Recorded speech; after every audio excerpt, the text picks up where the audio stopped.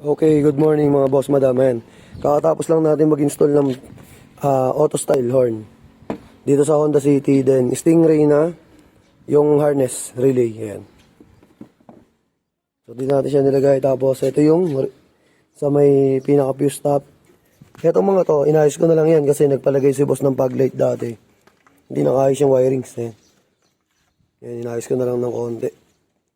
Tapos yung iyan dito sa loob. Ayun. Saan din yung kabila. Sir, niya ako, sir. Okay, mga accessories ni boss, galing sa atin yan. Yun, yung spoiler din, sa atin din galing yan. Pabusin na nga, bossing. Ano. Nga, sir. Sige pa, sir, sa malayo. Ay, si bossing, oh.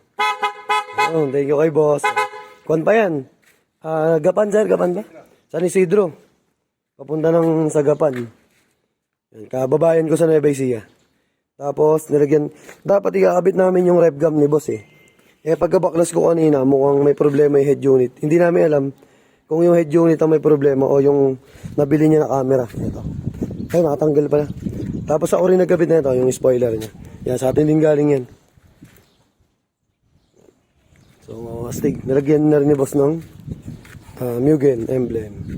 Tapos, two-tone na pintura. Na solid. Yan, mga galing sa atin mga accessories niya ni boss. Yan, kakatapos lang natin gumawa. Dito tayo ngayon sa Lumin eh.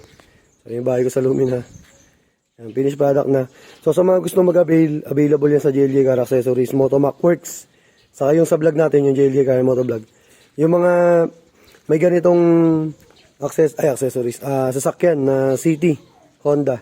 Ayan, marami tayong available na accessories na ito.